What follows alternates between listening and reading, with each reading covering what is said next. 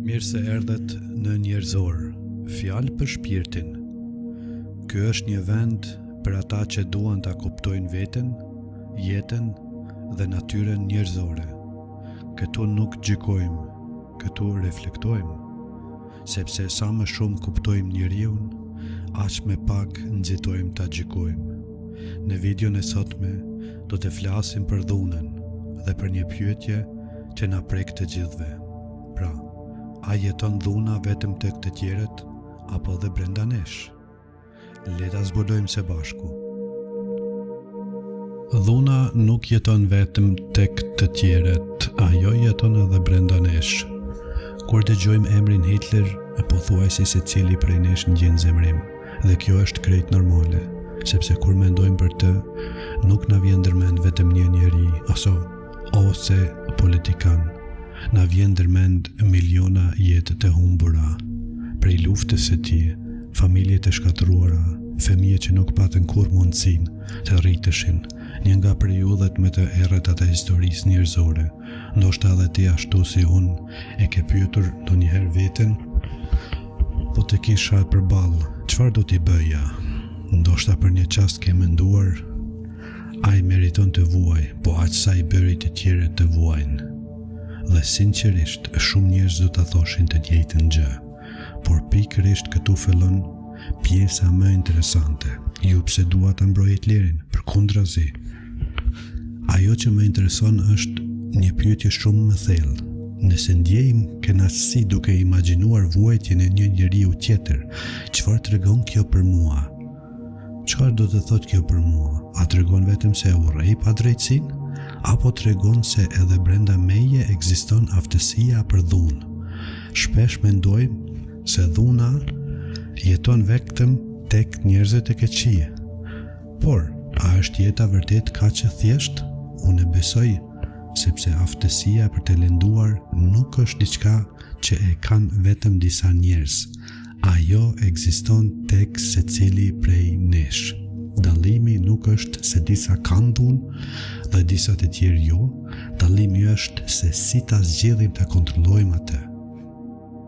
Ne shpesh themi, unë e urrej dhunën, por a është gjithmonë e vërtet? Mendo pak. Kur dhuna na duket e padrejtë, zemërohemi, por kur na duket se është në anën tonë, shpesh e pranojmë. Madje ndonjëherë e trukasim. Kur shohim një film dhe heroi mposht armikun, gëzohem. Kur shohim një sportist që lufton me forcë, e admirojmë. Kur lexojmë historinë e një lufte, lavdërojmë luftëtarët. Edhe në jetën e përditshme, përdorim fjalë që vijnë nga lufta, si për shembull, e mbrojta pozicionin tim, ose e solmova argumentin e tij, ose e fitova betejën. Ndoshta nuk e vem re, por kjo tregon se marrëdhënia jonë me dhunën është më shumë e ndelikuar se sa mendojmë. Problemi nuk është vetëm se dhuna ekziston, problemi është se në të vetë vendosim kur e quajmë të drejtë dhe kur e quajmë të gabuar. Por njeriu nuk është krijuar vetëm për të luftuar. Kjo është vetëm një pjesë e historisë. Shkenca na tregon diçka shumë tjetër, edhe më të bukur. Brenda nesh nuk jeton vetëm agresioni, jeton edhe dhëmshmëria, jeton bashkëpunimi, falja, dashuria. Ne kemi aftësinë të mbrojmë, ashtu si kemi aftësitë të lëndojmë, kemi aftësitë të urrejmë, por kemi edhe aftësitë të duam. Dhe ndoshta kjo është ajo që na bën njerëz. Prandaj pyetja më e rëndësishme nuk është a ekziston dhuna, sepse përgjigjja është e qartë, po dhuna ekziston. Pyetja e vërtetë është cilën anë të vetes zgjedhim ta ushqejmë çdo ditë, sepse njeriu nuk përcaktohet nga mendimet që i kalojnë nëpër mendje, ai përcaktohet nga zgjedhjet që bën vetë.